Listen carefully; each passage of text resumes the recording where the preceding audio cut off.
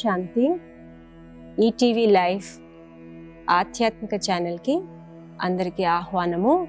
So ఈరోజు మనము గుణాల గురించి అర్థం చేసుకుంటాము. సాధారణంగా గుణవంతమైన వ్యక్తికి ఎంతో గౌరవం ఉంటుంది. గుణాలు మన జీవితంలో ఎప్పుడైతే పరిస్థితులు వస్తాయో అప్పుడు మనల్ని ఆ పరిస్థితులని మంచిగా డీల్ చేయడానికి ఆస్కారాన్ని కలిగిస్తాయి. ఇప్పుడు చూడండి, ప్రపంచంలో ఏమిటండి లోపించింది అంటే గుణాలే కదా. సంబంధాల్లో సమస్యలు, స్వయంలో కూడా ఏదో రకమైన ఒత్తిడిని ఫేస్ చేస్తుంటారు. ఓర్పు, సహనము, ప్రేమ, ఆప్యాయత ఇవన్నీ లోపించాయండి. ఇప్పుడంతా స్వార్థపూరితంగా ఉన్నారు మనుషులు అని అంటూ ఉంటారు. సో గుణాలు మనల్ని మహోన్నతమైన వ్యక్తిగా తయారు చేస్తాయి. అయితే కొందరిలో గుణాలు స్వతహాగా ఉంటాయి. కొందరు వాళ్ళ ఇంట్లో వాళ్ళని లేదా వాతావరణంలో ఉండే పరిసరాలలోంచి మనుషుల నుండి చాలా గుణాలు నేర్చుకుంటారు. ఆధ్యాత్మికత కూడా మనల్ని గుణవంతులుగా తయారు చేయడానికి చాలా చాలా తోడ్పడుతుంది. సో బ్రహ్మకుమారి సెంటర్స్లలో మేము నేర్పించే మెడిటేషన్లో ఒకటేమో పరిస్థితులని ఎలా డీల్ చేయాలి అంటే మనలో శక్తి ఎలా పెంచుకోవాలి అనే అంశాన్ని మనము నేర్పించడానికి, అర్థం చేయించడానికి ప్రయత్నిస్తాము. రెండవది, గుణాలు ఎలా మనలో పెంపొందించుకోవాలి, ఎలా నలుగురి నుండి గౌరవాన్ని పెంచుకోవాలి, ఆ తర్వాత స్వయంలో ఎలా స్వమానంతో కూడిన ఒక వ్యక్తిత్వాన్ని మనం పెంచుకోవాలి. చూడండి, పరిస్థితులు ఎప్పుడు కూడా మనకు అనుగుణంగా లేకపోవచ్చు కదా. ఒక్కొక్కసారి మనకు నచ్చని విషయాలు జరుగుతాయి, ఒక్కొక్కసారి మనకి నచ్చని విషయాలు కూడా మనం చూస్తూ ఉంటాము, వింటూ ఉంటాము. అయితే మన మనసు, మన మెదడు అనేది ప్రభావితం అవుతూ ఉంటుంది. అలా ప్రభావితం అవ్వకుండా ఉండడం అనేదే గుణాలతో ఉన్న ఆ వ్యక్తిత్వం మనకు అప్పుడు సహాయం చేస్తుంది, తోడ్పడుతుంది. సో ఉదాహరణకి ఈరోజు మనము నమ్రత అనే గుణం గురించి కొద్దిగా చర్చిద్దాం. చూడండి, నమ్రత అనేది చాలా ఉన్నతమైన గుణం. అది మనల్ని మహానత వైపుకి తీసుకెళ్తుంది. ఒక నమ్రచిత్తమైన వ్యక్తి ఎంతో మహత్తరమైన కార్యాలు చేయగలరు అని చెప్తూ ఉంటారు. అయితే నమ్రత అంటే మన పట్ల మనకు అభిమానం లేకుండా ఉండడము, మళ్ళీ ఇంకొకటి లోకువ భావం కూడా ఉండకుండా ఉండడం. ఒక అద్భుతమైన బ్యాలెన్స్. దీన్ని ఇంగ్లీష్లో టీ షేప్ అని చెప్తుంటారు. లెటసే ఇప్పుడు ఉదాహరణకి ఒక గడియారం తీసుకుందాం.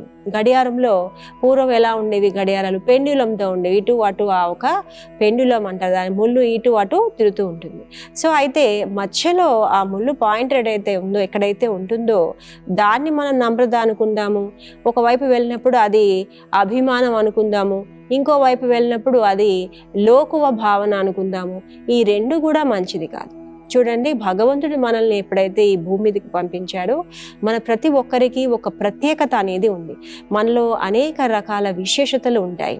సో అయితే ఆ విశేషతలతో మనము జీవించడము కనుక ప్రతి ఒక్కరికి వారిలో ఉన్న ప్రత్యేకత ఆధారంగా స్వయం పట్ల మనకు ఒక మంచి అభిప్రాయం ఉండడం, దీనిని నమ్రత అని అంటాము. అయితే ఒక యాక్టర్గా అనుకుందాం అనుకోండి. ఉదాహరణకి ఒక యాక్టర్గా అనుకున్నప్పుడు రోజంతా నాకు పాత్రలు ఉంటాయి, రోల్స్ అంటాం, మన పాత్రలు ఉంటాయి. ఆ పాత్రలని నేను మంచిగా వహించాలి అని అనుకోవడము, ఇది నమ్రత అని చెప్తూ ఉంటారు. సో అయితే నాలో ఉన్న విశేషతలకు సంబంధించి నాలాగా ఎవరూ లేరు, నేనే చాలా గొప్ప అనుకోవడం మంచి విషయము కాదు. ఇది మనందరికీ తెలుసు. కానీ వ్యావహారిక జీవితంలో, సంబంధాలలో ఒక్కొక్కసారి మనకు ఈ అభిమానం అనేది వచ్చేస్తూ ఉంటుంది. అభిమానంతో మనం ఏం చేస్తూ ఉంటాము? ఎదుటి వాళ్ళని హేళన భావంతో చూడడము, వారి పట్ల మరి వారితో ఇన్సల్టింగ్గా వ్యవహరించడము, లేదా నేను ఇన్సల్ట్గా ఫీల్ అవ్వడము. సరే, ఎవరైనా ఏదైనా అన్నా కూడా నన్ను అంటారా, ఇలా చేస్తారా, అలా ఉంటారా మనుషులు అనుకోవడము. చూసారా, ఇదంతా కూడా అభిమానానికి గుర్తు. ఈ అభిమానం అనేది పతనానికి దారితీస్తుంది. నమ్రచిత్తమైన వ్యక్తి ప్రగతిని పొందుతూ ఉంటారు. ప్రతి సమయము వారు ఎంతో బాగా జీవితంలో ఉన్నతమైన శిఖరాన్ని పొందుతారు. ప్రోగ్రెస్ అనేది వారిలో ఉంటుంది. ఎందుకంటే ఈ నమ్రచిత్తంగా ఉన్న వ్యక్తి నేర్చుకునేటువంటి తత్వాన్ని కలిగి ఉంటారు. మనం చూడండి, చాలామంది ఈ యొక్క నాయకులు లీడర్షిప్ క్వాలిటీ అని అంటారు. పూర్వము గొప్ప గొప్ప వాళ్ళు, ప్రపంచంలో ఎవరు గొప్ప వాళ్ళు ఉన్నా లేదా ఎవరైతే చాలా ఉన్నతమైన శిఖరానికి ఎదిగారో వాళ్ళందరిలో కూడా నేర్చుకునే తత్వం ఉంటుంది అంటారు. నమ్రత ఉంటేనే మనము నేర్చుకోగలము అని గ్రహించాలి. లేదంటే నాకేమనిపిస్తుంది, నాకు అన్నీ తెలుసులే అనిపిస్తుంది. చూడండి, మన మనసు లోపలే ఎప్పుడు కూడా ఒక డైలాగ్స్ అనేటివి నడుస్తూ ఉంటాయి. ఇప్పుడు ఉదాహరణకి మనం ఒక సినిమా చూస్తున్నాం అనుకోండి, అందులో హీరో ఏం మాట్లాడుతున్నారు, హీరోయిన్ ఏం మాట్లాడుతున్నారు, సరే సపోర్టింగ్ వాళ్ళు వేరే వాళ్ళు ఏం మాట్లాడుతున్నారు, అదంతా డైలాగ్స్ నడుస్తూ ఉంటాయి కదా. అలాగే మన లోపల కూడా రోజంతా డైలాగ్స్ నడుస్తూ ఉంటాయి అన్నమాట. నా గురించి నాకు ఒక అభిప్రాయం, ఒక డైలాగ్ నడుస్తూ ఉంటుంది. ఎదుటి వాళ్ళ గురించి కూడా మనకు డైలాగ్స్ నడుస్తూ ఉంటాయి. అవి మనం వ్యక్తపరచొచ్చు, పరచకపోవచ్చు. కాకపోతే ఇదే మన ఒక వ్యక్తిత్వాన్ని షేప్ చేస్తుంది. నా లోపల నా గురించి నేను ఏమిటి అనుకుంటున్నాను అనేదే నా వ్యక్తిత్వము. దాని ఆధారంగానే మనలో నమ్రత ఉన్నవారు ఎటువంటి డైలాగ్ వాళ్ళకు ఉంటుంది అనేది మనం చూస్తున్నాం. సో మనం ఏమంటున్నాము, వాళ్ళు నేర్చుకోవాలి అనే తత్వాన్ని కలిగి ఉంటారు అంటున్నాం. సో ఏదో కొత్త విషయం ఉంది, తోటివారు నాకు ఇది ఒక అద్భుతమైన విషయాన్ని నేను చూస్తున్నాను, దీన్ని నేను తప్పకుండా నేర్చుకోవాలి, ఎందుకు నేర్చుకోకూడదు, ఇలా ఉండేది నమ్రత వ్యక్తిత్వానికి గల డైలాగ్ అనొచ్చు. లేదనుకోండి లోపల వారితో వారికి ఉండే సంభాషణ. అయితే ఇప్పుడు అభిమానం ఉందనుకోండి, ఒకవేళ ఈగో ఉందనుకోండి.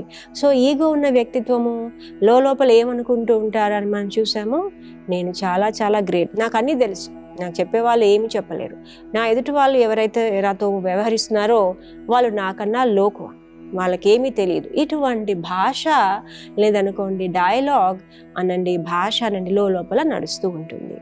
సో అయితే ఆధ్యాత్మికత ఈ లోపల నాతో నేను ఏం మాట్లాడుతున్నాను అనే విషయాన్ని క్యాచ్ చేస్తుంది, దాన్ని పరివర్తన చేయడానికి ఆస్కారాన్ని కలిగిస్తుంది. ఇప్పుడు లెటసే ఈ పెండ్యులం అనుకున్నాం కదండి, టీ షేప్ లేదా పెండ్యులం, దాని అటువైపు ఇంకొక భాగం గురించి ఇప్పుడు మనము చర్చిద్దాం.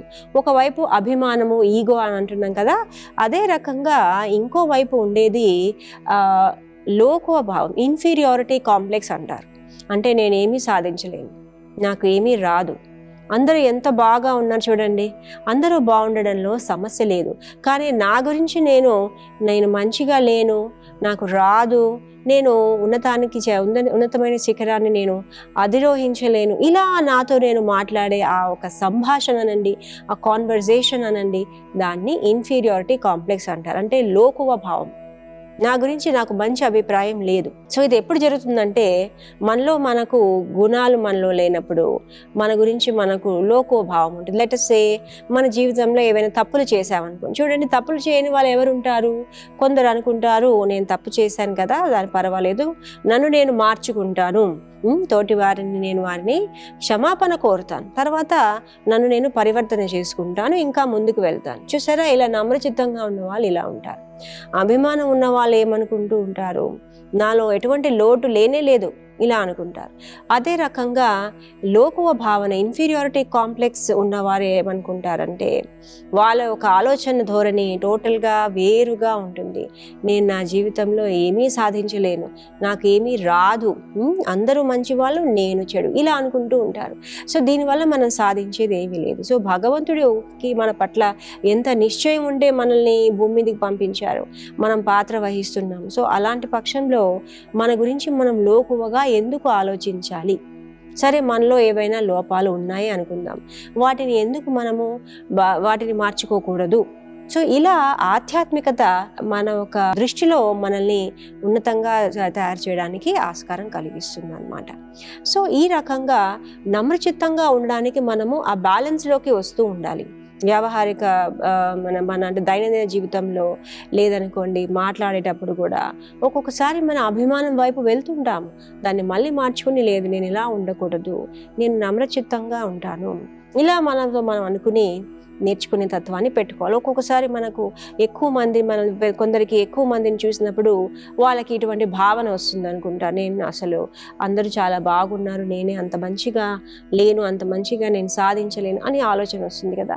దాన్ని మళ్ళీ మార్చుకుని తప్పకుండా నేను నేర్చుకోగలను కదా, ఎందుకు ఇలా ఆలోచించాలి, ఈ రకంగా అటువైపుకి మనము తీసుకుని వెళ్తూ ఉండాలి. సో ఇలా నమ్రత అనేది మా ఒక అడ్మినిస్ట్రేటివ్ హెడ్ ప్రకాష్ దాదిజీ అని ఉండేవారు, ఆవిడ ఇప్పుడు లేరు. అయితే ఆవిడ మా ఒక సంస్థ ఫౌండర్ ఎవరైతే ఉన్నారో ప్రజాపిత బ్రహ్మ, ఆయన ఎప్పుడైతే అవ్యక్తమయ్యారో అప్పుడు పూర్తి ఆర్గనైజేషన్ సంబంధించిన బాధ్యత అంతా కూడా మా ఒక దాదీజీకి ఆయన ఆ పవర్స్ అన్ని ట్రాన్స్ఫర్ చేశారు.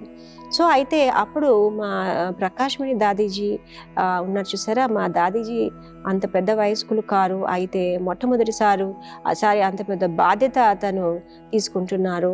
అప్పటికి అందరికీ కూడా ప్రజాపిత బ్రహ్మ అంటే ఎంతో గౌరవము, ప్రేమ, ఆప్యాయత ఉండేది. సడన్గా ఆయన ఎప్పుడైతే అవ్యక్తమయ్యారో అప్పుడు అందరికీ కన్ఫ్యూషన్ ఉండేది. ఇప్పుడు సంస్థ కార్యక్రమాలు ఎలా కొనసాగుతాయి, ఏ రకంగా మనము ఇప్పుడు ముందుకు సాగాలి, మనల్ని ఎవరు గైడ్ చేస్తారు, ఇటువంటి ఆలోచనలు. అయితే భగవంతుడు ఉన్నాడు, పరమాత్మ మనకు మార్గాన్ని చూపిస్తారు, కానీ సాకారంలో ఒక వ్యక్తి రూపంలో ఎవరైనా ఉండాలి కదా అని అనుకున్నారు. అప్పుడు అది ప్రకాష్ మణిజీ ఎవరైతే ఉన్నారో ఆవిడ చాలా బాగా పూర్తి ఆర్గనైజేషన్, బ్రహ్మకుమారి సంస్థ పూర్తి బాధ్యత తన చేపట్టారు. అయితే మా దాదీజీ 2007 వరకు 2007 వరకు కూడా మా ఒక ఆల్మోస్ట్ 50 సంవత్సరాల వరకు సంస్థ కార్యక్రమాలని బాగా ముందుకు తీసుకెళ్లారు. విదేశాలలో కూడా ఎన్నో సెంటర్స్ స్థాపించడం జరిగింది. మీరు ఆలోచించగలరు అప్పుడు ఎన్ని సమస్యలు ఎదుర్కొని ఉంటారు. ఒక అడ్మినిస్ట్రేటివ్ హెడ్ ఇంత పెద్ద ఆర్గనైజేషన్ మా బ్రహ్మకుమారి సంస్థలో ఇప్పటికీ 4500 సెంటర్స్, 137 దేశాలలో మనకు సెంటర్స్ ఉన్నాయి. 8 లక్షల కన్నా ఎక్కువ మంది స్టూడెంట్స్ మెంబర్స్ మాకున్నారు. సో ఎన్ని సెంటర్స్లలో ఏమైనా సమస్యలు ఉన్నప్పుడు మరి మా అడ్మినిస్ట్రేటివ్ హెడే కదా ఆవిడ దాన్ని డీల్ చేయాలి. సో మా దాదీజీలో ఉన్న వ్యక్తిత్వంలో ఉన్న అద్భుతమైన విషయము నమ్రత అనేది ప్రాక్టికల్గా మనం చూస్తాము. సో మా దాదీజీలో ఎంతో ప్రేమ, ఆప్యాయత ఉండేది. ఎప్పుడైతే మా దాదీజీ స్టేజ్ పై వచ్చి మాట్లాడేవాళ్ళు అప్పుడు మేమంతా కూడా దాదీజీని చూసినప్పుడు ఎంతో ప్రేమ ఒక ప్రకంపనలో అనుభవం చేసేవాళ్ళం. సో కొందరు కంటి నీళ్ళు పెట్టుకునేవారు, ఎందుకంటే ఎంతో ప్రేమతో ఒక చూపు అనండి, ఆ వైబ్రేషన్స్ అనండి అనుభవము అయ్యేవి. సో నమ్రత అనేది అలా మా దాదీజీలోనే మాకు కనబడింది. మా అడ్మినిస్ట్రేటివ్ హెడ్లో తర్వాత బ్రహ్మబాబా మా ఫౌండర్ కూడా ఉన్నారు కదా, ఆయన కూడా ఏ ఒక్క కార్యంలో సంస్థలో ఏ ఒక్క కార్యక్రమం ఏ ఒక్క పని చేయాలన్నా ఈ పని నేను చేయాలి, ఫలానా పని నేను చేయకూడదు అని ఎప్పుడు కూడా మాకు నేర్పించలేదు. స్వతహాగా మొదట ఆయన చేసి తర్వాత మాకు నేర్పించేవారు. సో దీన్ని ఏమని అనాలి, నమ్రత అనే గుణమే అనాలి కదా. ఇలాగే ఒకసారి ఏం జరిగిందంటే మా బ్రహ్మబాబా మా ఫౌండర్ ఉన్నారు చూసారా, ఆయన రోజు గార్డెనింగ్ చేస్తున్నారు, అవన్నీ కూడా మొక్కలన్నీ మంచిగా తవ్వి నాటుతూ ఉన్నారు. అప్పుడు 4 పెద్దవాళ్ళు వచ్చి మా బాబా దగ్గరికే వాళ్ళు వచ్చారు. ఇది ఆయన జీవించి ఉన్న కాలం సమయం ఒక విషయం నేను చెప్తున్నాను. సో అయితే వాళ్ళు వచ్చేసి మీ హెడ్ ఉన్నారు కదా, మీ హెడ్ని కలవాలి అని వాళ్ళు మా ఒక బాబాతో అంటున్నారు. సో అయితే మా బ్రహ్మ బాబా అన్నట, మీరు లోపల వెళ్ళి కూర్చోండి, లోపల కలవండి అని అన్నారంట. అప్పుడు మా దాదీజీ పరిగెత్తుకుంటూ బయటకు వచ్చి మా బాబా వీరే కదా అని చెప్తున్నారు. సో వాళ్ళు చాలా ఆశ్చర్యచకితులు అయ్యారట. ఎలా మీ హెడ్ అయి ఉండి ఇలా చిన్న చిన్న పనులన్నీ చేస్తున్నారే, ఎలా ఆయన చేస్తున్నారు, ఎందుకు చేయవలసి వస్తుంది? సో ఆయన అది తన వ్యక్తిత్వంలోని ఒక విషయం, అదేంటంటే నమ్రత ఉంది కనుక. సో నేర్పించడము, చేసి చూపించడం అనేది మా ఒక ఫౌండర్ బ్రహ్మ బాబాలో కూడా ఈ అద్భుతమైన వ్యక్తిత్వాన్ని మనము చూసాము. సో అయితే నమ్రచితంగా ఉన్న వ్యక్తి పట్ల అందరికీ చాలా చాలా గౌరవం కూడా ఉంటుంది. ఎందుకంటే వాళ్ళలో నమ్రతను చూసినప్పుడు మనం కూడా ఇలా ఉండాలి అనే ఒక ఫీలింగ్, ఒక భావము తోటి వారికి కలుగుతుంది. తర్వాత ఒక నమ్రచిత్తంగా ఉన్న వ్యక్తి ఎలా ఉంటారంటే తోటి వారికి కూడా వాళ్ళు రెస్పెక్ట్ ఇస్తారు. తర్వాత ముఖ్యమైనది దాతా గుణం అనేది మనం వాళ్ళలో గమనించగలము. సో అందరూ కూడా మనలాగా ఉండాలి, మనం ఎలా ఉన్నామో అలా ఇతరులు కూడా ఉండాలి, అందరికీ మంచి జరగాలి అనే ఒక కళ్యాణకారి భావన. దాతా గుణము అంటే సహాయం చేయాలి, అందరూ పురోగమించాలి అనే భావన కూడా వాళ్ళలో మనం చూడగలం. ఇలాగే మహాత్మా గాంధీ గురించి కూడా చెప్తారు. అప్పట్లో కాంగ్రెస్ ఉన్నప్పుడు, ఇప్పుడు దేశం స్వాతంత్రం కొరకు పోరాడుతున్నప్పుడు మీటింగ్స్ జరుగుతూ ఉండేవి కదా, దేశం అంతా కూడా అందరూ వేచి ఉండేవారు కదా. బాపూజీ ఏమీ డైరెక్షన్ ఇస్తారు, దాని ఆధారంగా మొత్తం దేశం అంతా కూడా దాని ప్రకారంగా వాళ్ళు స్పందించేవాళ్ళు. సో అలాగే ఒక మీటింగ్ జరుగుతున్నప్పుడు అందరూ కూర్చుని ఉన్నారు. అప్పుడు మహాత్మా గాంధీ ఎవరైతే ఉన్నారో బాపూజీ, ఆయన స్వతహాగా అందరికీ వెళ్ళి టీ తయారు చేసుకుని తీసుకొచ్చి ఒక్కొక్కరికి ఆయన సర్వ్ చేస్తున్నారు. చూడండి, ఫాదర్ ఆఫ్ ద నేషన్ అని అంటాం కదా. సో ఆయన కార్యం చేయవలసిన అవసరం ఏముంది, మీరే ఆలోచించండి. సో ఎందుకని చేస్తున్నారు? నాకు పేరు ప్రతిష్ట కావాలని చేయటం లేదు. ఒక ప్రేమ, ఒక ఆప్యాయత, ఒక నా వారు అనే ఒక భావము, ఒక ఐకమత్యం, ఒక కలయిక భావము. సో ఆ ఒక ఫీలింగ్తో అందరికీ ఆయన టీ సర్వ్ చేస్తూ ఉంటే అప్పుడు అందరూ ఆశ్చర్యపోతున్నారు, ఎందుకు అలా తీసుకొచ్చి ఇస్తున్నారు. సో మీరు ఊహించండి వాళ్ళ మనసులో ఎటువంటి భావన ఉంటుంది ఆ సమయంలో. సో ఈ రకంగా నమ్రత గుణం వల్ల మనం ఒక ఉదాహరణగా తయారవుతాం, ఒక ఎగ్జాంపుల్గా తయారవుతాం. మీరే ఆలోచించండి, ఎవరికైనా అభిమానం ఉంటే వాళ్ళు ఒక ఉదాహరణగా అవగలరా? ఎవరు ఇష్టపడరు అలాంటి వారిని. వీళ్ళతో మాట్లాడితే వీళ్ళు చాలా అభిమానంతో జవాబిస్తారు, మనకు అవసరం లేదు, మనకేమిటి అవసరం, మనకేమిటి తక్కువ, ఇలా అనుకుంటారు. తర్వాత ఒకవేళ మన దగ్గర లోకువ భావం ఉందనుకోండి, అప్పుడు అందరూ ఏమనుకుంటారు, ఫలానా వాళ్ళు సక్సెస్ఫుల్ అవ్వలేరండి, వాళ్ళు ఎప్పుడు వాళ్ళ గురించి ఇన్ఫీరియారిటీ కాంప్లెక్స్ ఉంటుంది, వాళ్ళు ఏం బాగుపడతారో వీళ్ళ జీవితంలో, ఇలా ఇలా అనుకుంటూ ఉంటారు. సో అలా నమ్రత అనేది మనలో అటువంటి గుణము చాలా చాలా ఉన్నతమైన గుణమని మనము గ్రహించాలి.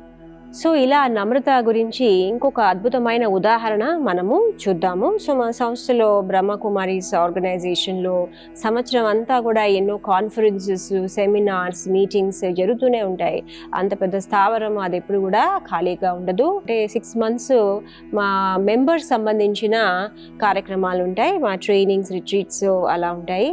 ఆ తర్వాత మిగతా 6 నెలలు బయట అంటే వ్యాపారస్తులు, ఉద్యోగస్తులు, తర్వాత రకరకాల ఫీల్డ్స్ సంబంధించిన ప్రొఫెషన్స్ సంబంధించిన వారికి వేరువేరుగా కాన్ఫరెన్సెస్ చేస్తూ ఉంటాము. అయితే నేషనల్ వర్క్షాప్స్ ఇట్లా చేస్తూ ఉంటాం అన్నమాట. సో అలాగే ఒకసారి ఇలాగే మా ఒక వర్క్షాప్ నడుస్తున్నప్పుడు అందులో ఒక పార్టిసిపెంట్ వచ్చేసి ఆయనకి మా దగ్గర ఉండే ఒక అకామిడేషన్, చూడండి ఇంతమంది వచ్చినప్పుడు కొన్ని గ్లిచెస్, కొన్ని సమస్యలు ఉంటాయి కదా. ఎవరికైనా ఒకరికి అకామిడేషన్లో ప్రాబ్లం ఉండొచ్చు, కొందరికి ఆహారంలో కొన్ని ఇబ్బందులు ఉండొచ్చు. సో అవన్నీ కూడా తప్పకుండా మనము సరిదిద్దడానికి పూర్తిగా ప్రయత్నం చేస్తూనే ఉంటాం. సో అలా ఆ ఒక వసతి ఒక సంబంధించి ఒక బ్రదర్కి చాలా కోపం వచ్చిందనమాట. ఆయనకు నచ్చలేదు అక్కడ ఇచ్చిన అకామిడేషన్ అనండి, వసతి అనేది. చాలా కట్టడాలు ఉంటాయి మన దగ్గర, 20-25 వేల మంది వరకు ఈజీగా మనం అకామిడేట్ చేయగలము. అక్కడ అందరికీ కూడా ఆహారం అంతమందికి తయారు చేయడం జరుగుతుంది.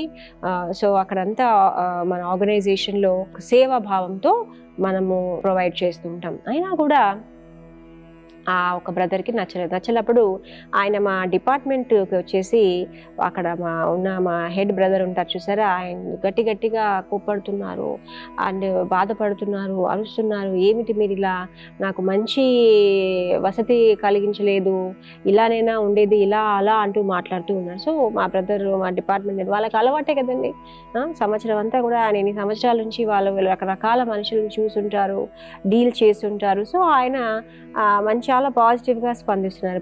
అలా జరిగిందా, పర్వాలేదు, మీకు ఇంకొక అకామిడేషన్ మేము ప్రొవైడ్ చేస్తాము, మీకు ఏమిటి కావాలి మీరు చెప్పండి అని చాలా చాలా నమ్రతతో చాలా అనుకువగా అడుగుతున్నారు అనమాట. అడుగుతూ ఉంటే ఆయన చాలా ఇంకా కోపము, ఉద్రేకం తగ్గటం లేదు. తను కూడా కోపడాలి అనుకోవటం లేదు. కానీ ఏదో ఒకటి మనం చూడండి, మనం ఒక ఎక్స్పెక్టేషన్, ఒక లెవెల్ ఆఫ్ ఎక్స్పెక్టేషన్ అంటారు దాని, అంటే ఒక ఆశతో మనం వెళ్తాం. సో ఎప్పుడైతే మనం ఆ ఆశ పూర్తి అవనప్పుడు మనకి బాధగా ఉంటుంది. కానీ చెప్పే విధానం ఒకటి ఉంటుంది కదా, అలా కాకుండా ఆ బ్రదర్ చాలా అలా కోపడుతూ ఉంటే మా బ్రదర్ ఏం చేశారు, ఆయన 2 చేతులు జోడించి నన్ను మీరు మన్నించండి, మా వల్ల చాలా పెద్ద మిస్టేక్ జరిగింది, మేము తప్పకుండా సరిదిద్దుతాము అనుకుంటూ ఆయన మాట్లాడుతున్నారు. సో ఎప్పుడైతే ఆయన చేతులు జోడించారో వెంటనే ఆ బ్రదర్ చాలా చాలా తగ్గిపోయారు. చూడండి, ఒకవేళ అలా మనకు నమ్రచిత్తంగా ఉండకుండా మనం కూడా కోపడ్డాం అనుకోండి, అప్పుడు ఏమైనా డిఫరెన్స్ ఉంటుందా? లేదండి, మేము మంచి అకామిడేషన్ చేసాము, మీరు ఎందుకు అలా అంటున్నారు, ఇలా మనం మాట్లాడడం వల్ల ఏమైనా లాభం ఉందా చెప్పండి. సో అట్లా కాకుండా ఆయన ఎదుటి సైడ్ నుంచి వచ్చారు, మీరు చెప్పేది చాలా కరెక్ట్, మేము తప్పకుండా దీన్ని మేము అర్థం చేసుకున్నాము, మీ నీడ్స్, మీ అవసరాలు ఇలా ఉంటాయని మేము గ్రహించాము, వెంటనే మేము మళ్ళీ ఇంకొకటి అకామిడేషన్, ఇంకో మంచి వసతి చూసి మిమ్మల్ని వెంటనే అక్కడికి షిఫ్ట్ చేస్తాము. ఇప్పుడు ఎలా షిఫ్ట్ చేయాలి, ఇప్పుడు ఆల్రెడీ ఇక్కడ అంతా నేను సెట్ అయిపోయాను, ఇలా అని ఆయన అంటున్నారనమాట. సో ఏం పర్వాలేదండి, మా ఒక వాలంటీర్ బ్రదర్ మీతో వస్తారు, ఆయన మొత్తం వెహికల్లో గాడిలో అంతా పెట్టేసి మేము తీసుకెళ్ళి మీకు మంచిగా ఆ కొత్త ప్లేస్ చూపిస్తాము. సో ఏంటంటే అక్కడ కొంచెం వేడి ప్రాంతం కదండి, ఆయనకి ఇలా ఏసీ అటువంటి కొన్ని వసతులు ఆయనకు అవసరం ఉండింది. ఏదేమైనా కొన్ని మెడికల్ రీజన్స్ కూడా ఆయనకు ఉన్నాయి. సో అలాంటి విషయం ఏదైనా ఉన్నప్పుడు మనం ముందే రిక్వెస్ట్ చేస్తే అది వెంటనే జరుగుతుంది. కానీ ఇప్పుడు చూడండి, ఎంత మొత్తాదులో ఇంతమంది ఉన్నప్పుడు అలా ఏవైతే మన వల్ల మిస్టేక్ జరగవచ్చు, అది ఓకే, దాన్ని మనం సరిదిద్దుకోవాలి. ఇదంతా కూడా నమ్రతకు సంబంధించిన విషయమే. సో అయితే ఎప్పుడైనా ఎవరైనా మాట్లాడేటప్పుడు వెనకటి భావాన్ని మనం అర్థం చేసుకున్నట్లయితే, అయ్యో నన్ను అంటున్నారు, నేను ఇంత కష్టపడుతున్నాను, అయినా నన్ను ఇన్ని మాటలు అంటున్నారు, ఇంతగా ఇచ్చేస్తున్నారు, అలా మన వైపు నుంచి రాకుండా ఎదుటి వారికి ఏమిటి కావాలి, వారికి ఏ రకంగా చేస్తే ఇప్పుడు వారికి ఒక సొల్యూషన్, ఒక సమాధానం అనేది లభిస్తుంది. సో ఇలా ఆలోచించడం అనేది అది అద్భుతమైన నమ్రతకి సంబంధించిన గుణం. సో అందుకే దాన్ని లీడర్షిప్ క్వాలిటీ, ఒక నేతృత్వానికి సంబంధించిన అది ఒక క్వాలిటీ అంటారు. సో నమ్రచిత్తంగా ఉన్న వ్యక్తి ఎప్పుడు కూడా నన్ను ఇన్సల్ట్ చేశారు అని అనుకోరు. సో ఎదుటి వారిని ఏ రకంగా మనం వాళ్ళని సంతోష పెట్టాలి అంటే, ఎందుకని సంతోష పెట్టాలి, పర్వాలేదు సంతోష పెట్టకున్నా పర్వాలేదు, కానీ ఏమవుతుందంటే ఎప్పుడైతే ఎదుటి వారికి మనం వాళ్ళని ఆనందపరుస్తామో మనకు దీవెనలు లభిస్తాయి. ఆ దీవెనలే కదండి మనకు కావాల్సింది. దీవెనల వల్ల ఏమిటి జరుగుతుంది, వాళ్ళు మంచిగా హృదయం నుంచి ఎంత బాగా చేశారు, ఎంత మంచిగా చూసుకున్నారు అని అన్నారనుకోండి, అప్పుడు మనకు మంచి జరుగుతుంది. ఈ దీవెనలు మనల్ని మన లైఫ్లో, మన జీవితంలో ముందుకు సాగేలాగా చేస్తాయి. లేదనుకోండి, మన వెనక అందరూ మనల్ని తిట్టుకుంటూ ఉన్నారనుకోండి, ఏమైనా బాగుంటుందా, మీరే ఆలోచించండి. సో ఇలా నమ్రచిత్తంగా ఉండడం అంటే మనం ఏ రకంగా తక్కువ అయినట్లు కాదు, నలుగురి యొక్క ముందర ఇంకా మనము ఇంకా పెద్దవారిగానే అవుతాము, గొప్పవారిగానే అవుతాము. సో గుప్తంగా నమ్రచిత్తంగా ఉన్నవాళ్ళు చాలా గుప్తంగా ఎన్నో మహత్తరమైన కార్యాలు చేస్తారు, ఎవరికి తెలియని కూడా తెలియదు. అలా వాళ్ళు భగవంతుడి దృష్టిలో కూడా చాలా చాలా ఉన్నతమైన వారిగా నిలుస్తూ ఉంటారు. సో అందుకే తప్పకుండా మనము నమ్రత అనేది మన జీవితంలో ధారణ చేయడానికి ప్రయత్నిద్దాము. సో ఇలా నమ్రత ఉన్న వ్యక్తి ఎప్పుడు కూడా వాళ్ళ జీవితంలో మంచిగా ఇంకా ముందుకు సాగగలరు, నలుగురి దీవెనలు పొందుతూ ఇంకా మంచిగా కొత్త కొత్త విషయాలు నేర్చుకుంటూ మరి సక్సెస్ వాళ్ళ జీవితంలో పొందగలరు. ఆ తర్వాత పరిస్థితులు రావు అని మనం చెప్పటం లేదు. చూడండి, ప్రతి ఒక్కరికి పరిస్థితులు ఉంటాయి, లేని వారు ఎవరు ఉంటారు. నమ్రత మనల్ని ఈ పరిస్థితుల్లో మనల్ని అది ఒక కవచం లాగా పనిచేస్తుంది. ఎవరి అభిప్రాయాలతో మనము బాధపడకుండా, కించపరిచే భావన కలిగి ఉండకుండా, అంటే మనల్ని కించపరుస్తున్నారు అనే భావన లేకుండా మనము దాంట్లో నుంచి నేర్చుకుని ముందుకు సాగేలాగా చేస్తుంది. సో ఈ రకంగా ఇంకా అద్భుతమైన విషయాలు తెలుసుకోవడానికి రాబోయే ఎపిసోడ్స్లో తిరిగి మళ్ళీ కలుసుకుందాము. ఓం శాంతి.